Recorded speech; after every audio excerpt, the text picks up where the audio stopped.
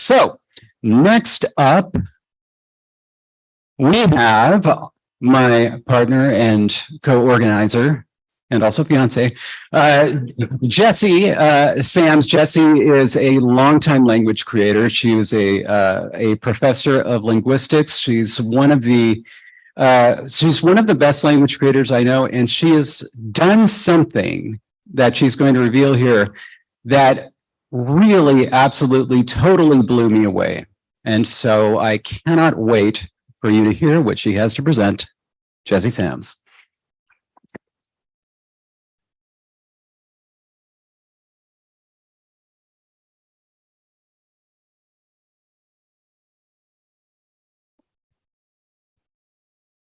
Okay. I'm gonna get that in. No?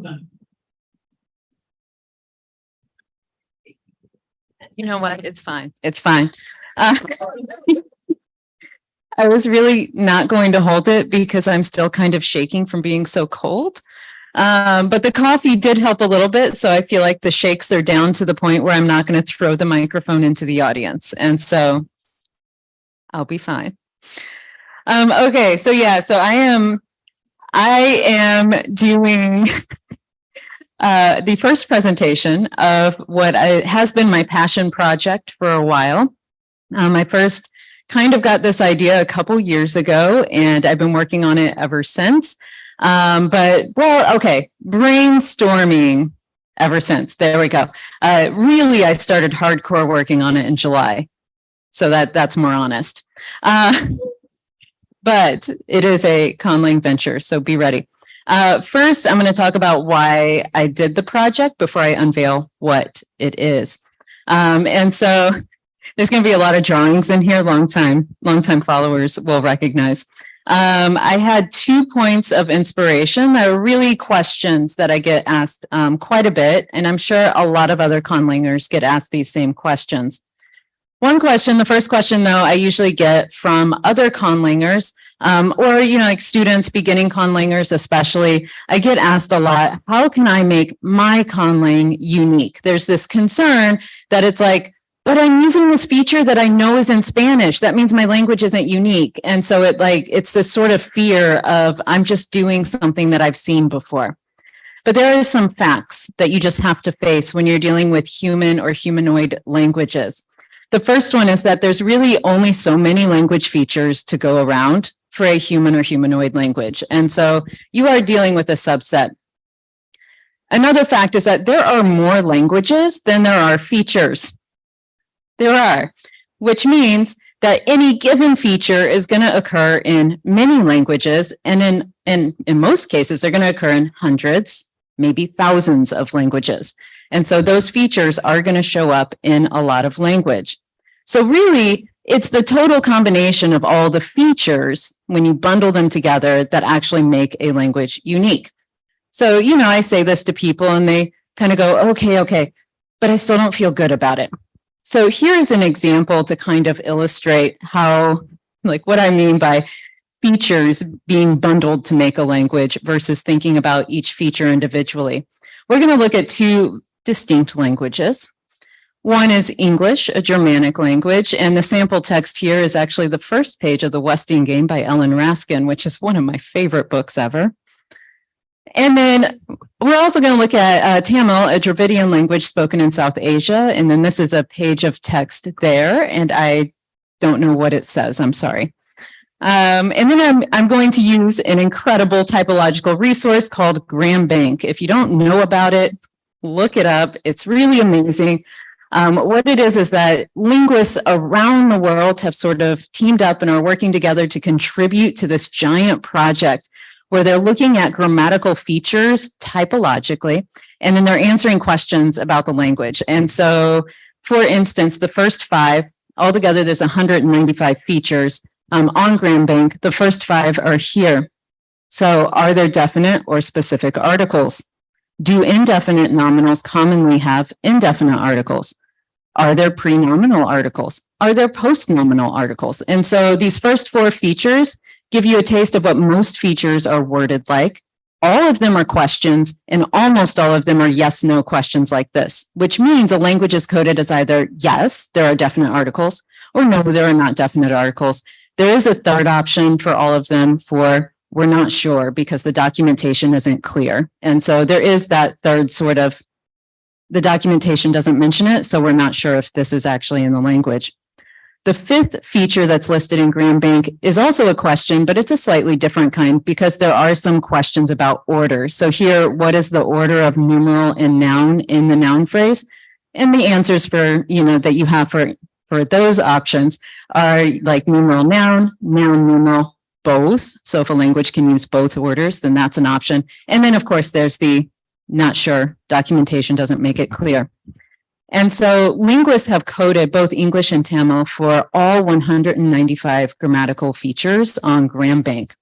Of those, they are coded the same for 133 of them.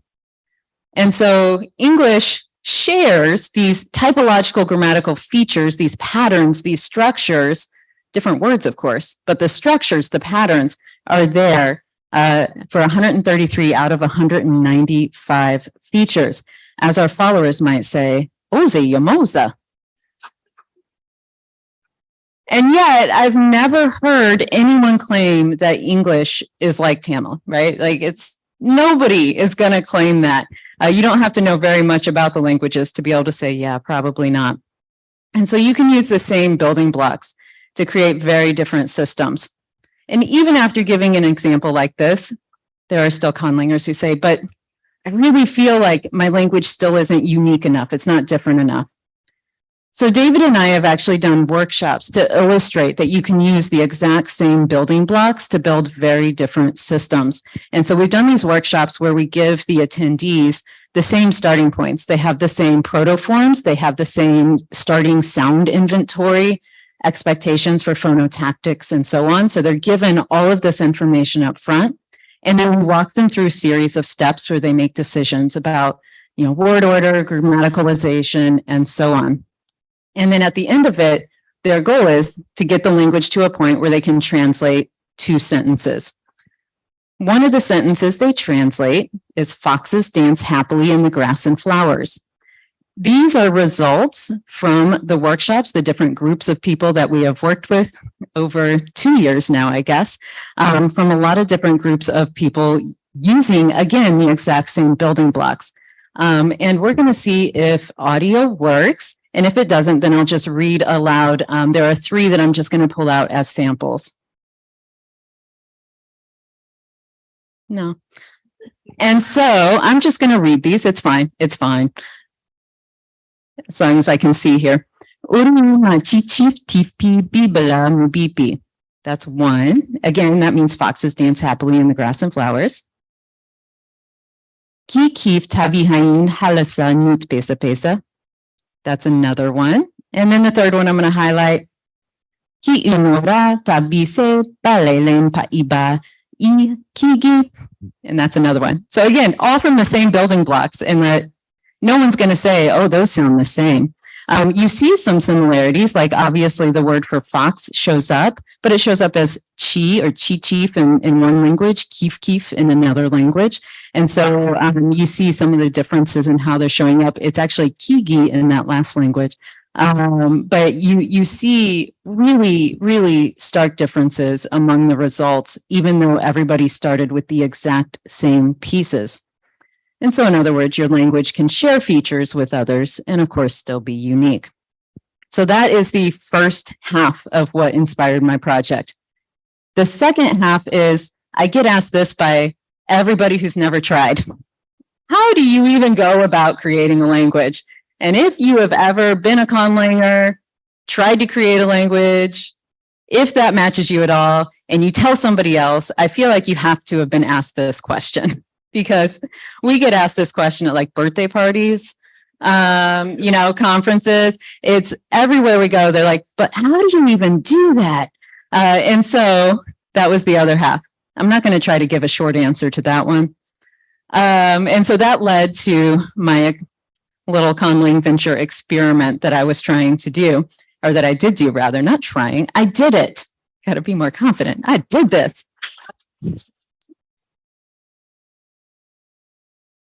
I love the pre-clapping and you still don't know what you're getting. All right, so in the style of a choose your own adventure book, I created a Conlang creation guide. Here are the first 100 pages. Oh, no, go back, go back. Go back one more. There we go. There we go. Yeah. I was going to get the whole thing in a video and it's well over a minute of this, a minute and a half. It's, what did we, was it 700 or 800 pages? It was a lot of pages. All right. So, but specifically what this guide is I wanted to highlight common features for beginning conlangers. So they could see like, what are some common language building blocks that you work with? And then I also wanted to demonstrate some of the basic principles of conlanging. So that way people who wanted to know, well, how do you do this? What if I want to try it? Well, they could use sort of a pre-made guide to sort of ease them into the process so they could see the behind the scenes work. And then they could get started if they enjoyed what they saw. So in the guide, everyone has the same starting point. By the way, you will get a copy of this guide at the end of this presentation.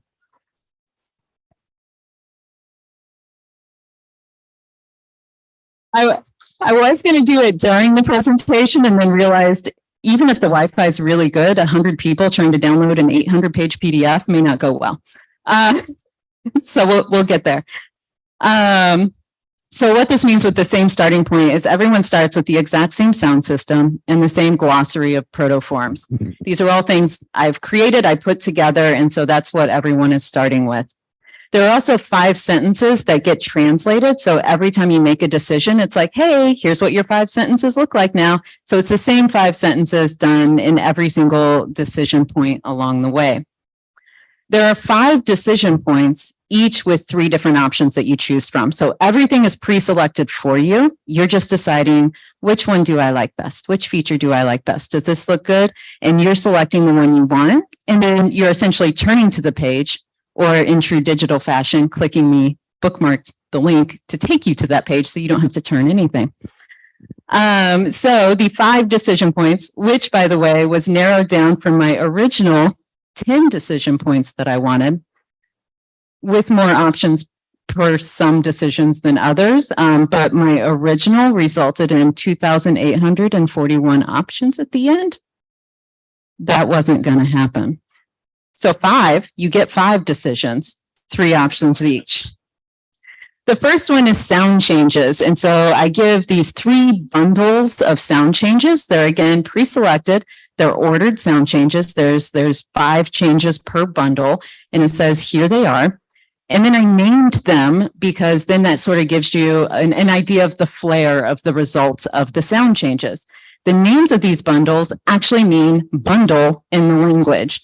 So the protoform is phaeton, which becomes phaeton in set A, phaeton in set B, and phieron in set C.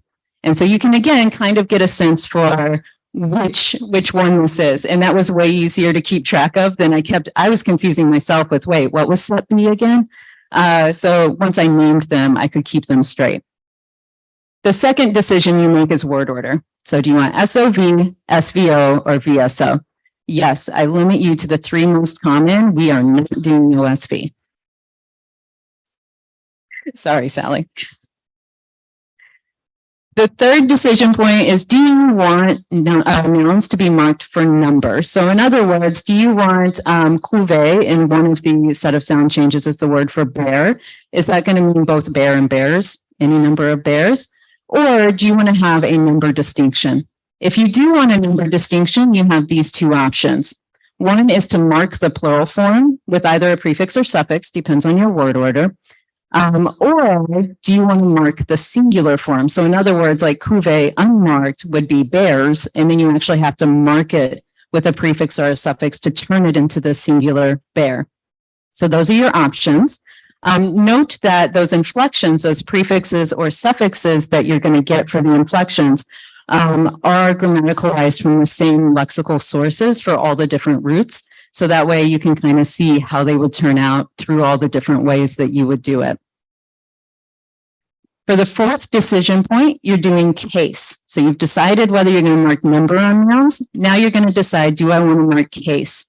One is nope, no, I don't, not at all. Word order is going to rule the day, and that is one option.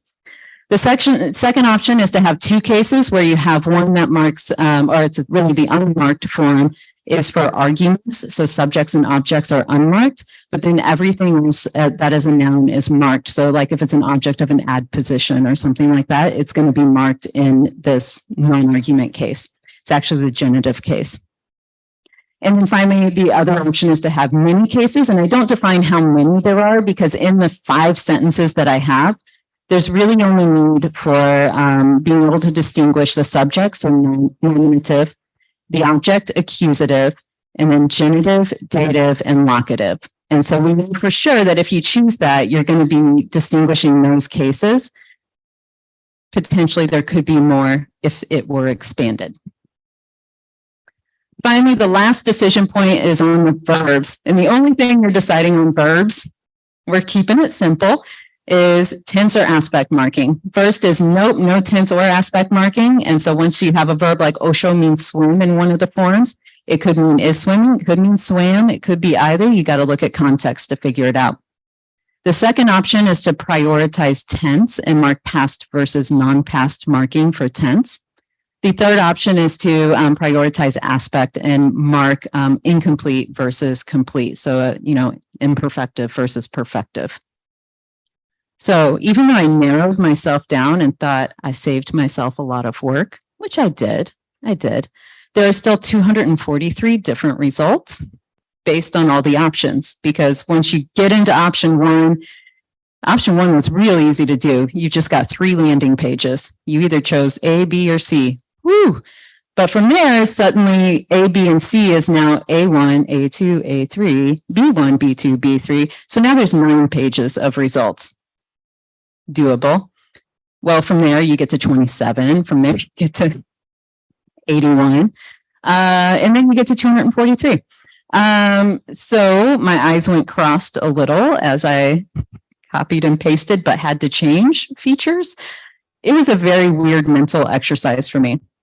Of those 243 different final results, some are, of course, more different from each other than the others, right? So you're essentially creating this very weird kind of language family. And I say weird because like in no natural language family would you be like, yeah, the same forms are totally grammaticalized across all of the daughter languages. It's not going to happen.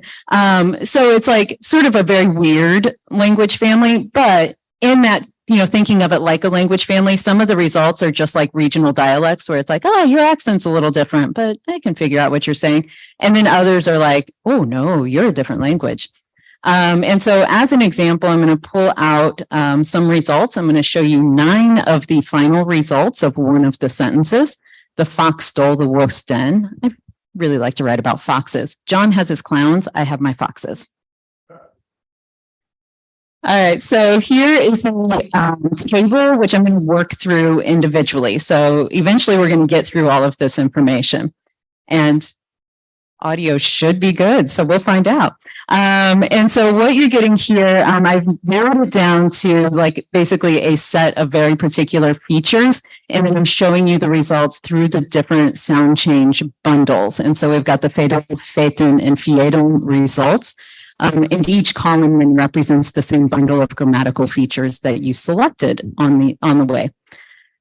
What you're seeing when you look down the columns is actually kind of cool because what went into these final results were all the same pieces.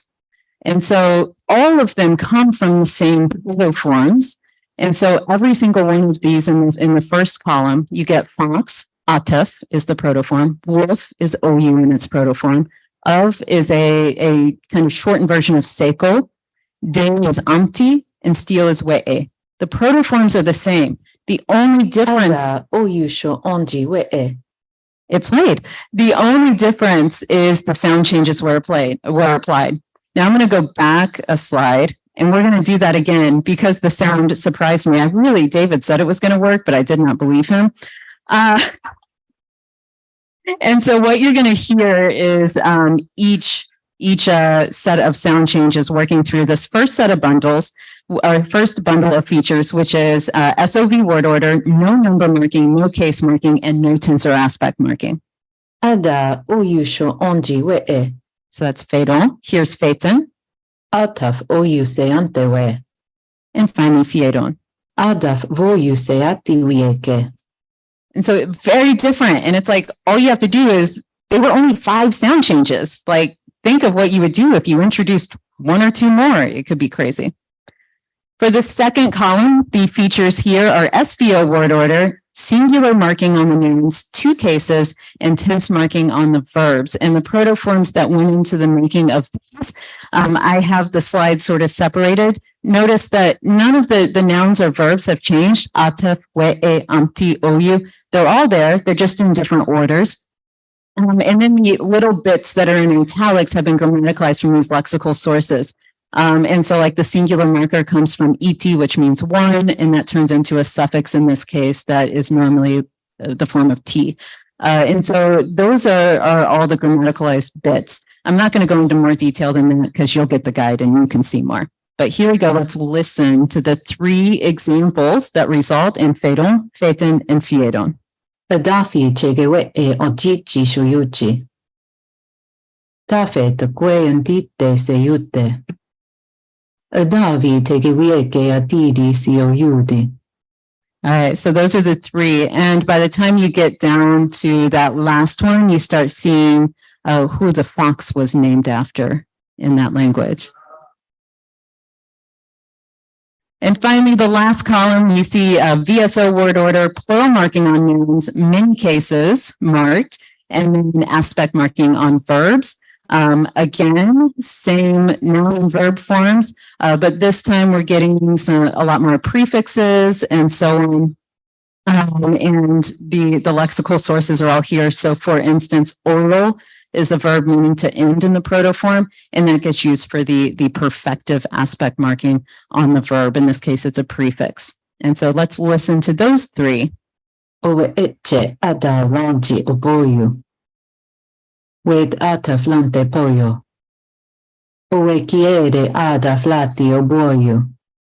And so those are the 3 results from those. And those are 9 of the 243 final results. And they feel pretty different to me. But imagine how different even these results would be if, for instance, sound changes actually applied before grammaticalization. So as I mentioned, I sort of normalized it all and said, you know what, if it's got a prefix, it's going to be this form. If it's got a suffix, it's going to be that form. Then I ran it through sound changes.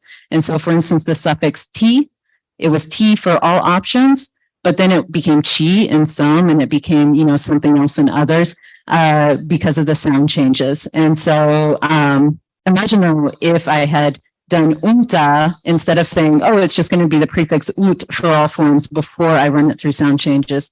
If I'd actually applied sound changes to unta first before reducing its form, the prefixes and suffixes would be very different for especially all those different sound change bundles.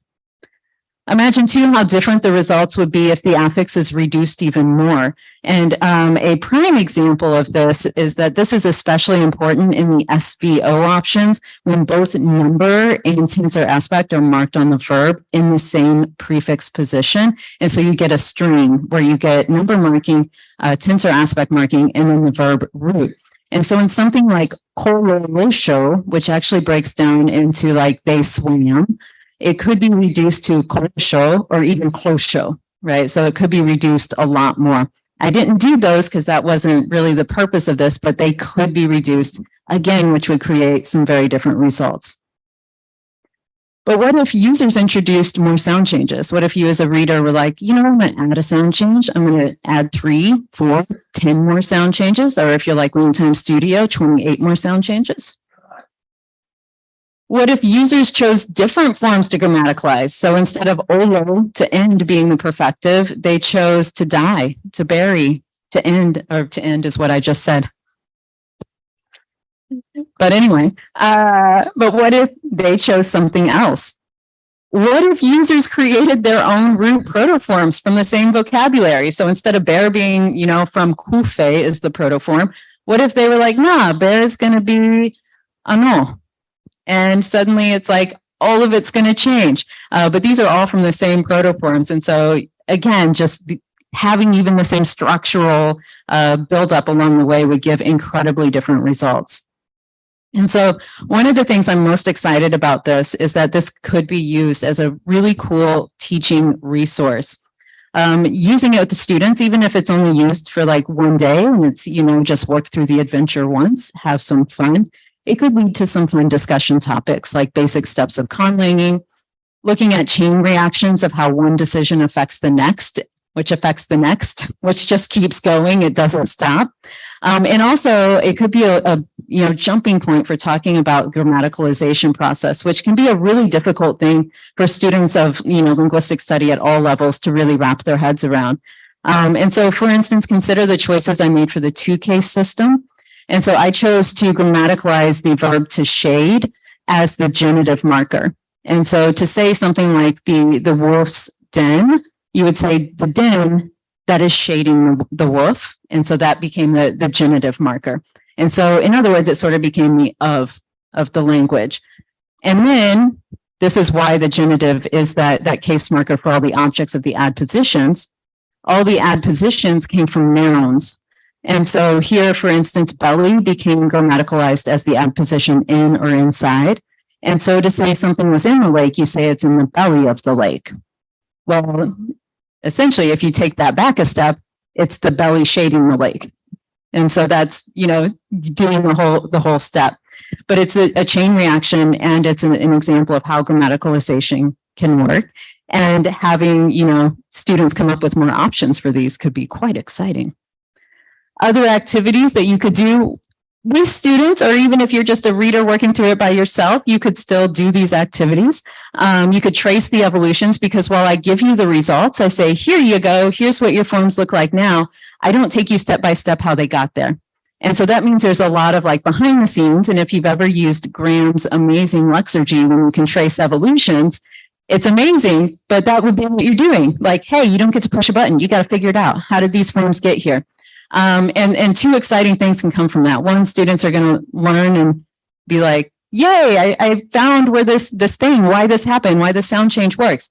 Are they going to find my typos? And then you're going to tell me about them so I can fix them. People could also create new sentences from existing vocabulary. I only created 5 sentences, but there's a lot more vocabulary that went into the making of this, that new sentences could be formed. Could create new vocabulary altogether, showing that there's a basic understanding of how phonotactics work, how to create a protoform, how to run it through sound changes, how to apply it to all the grammatical inflections, and so on. Could also create new sound changes, add to that inventory. Could grammaticalize more forms. For instance, I have a very small set of adpositions, could create a whole lot more. Could grammaticalize new forms to replace existing ones. So, replace those tense markers with your own grammaticalized prefixes or suffixes. Do some of your own grammaticalization there. Could also create strategies for more complex clause structures, because all of the 5 sentences are very basic structures. And so you could work on actually making that into a more complex system.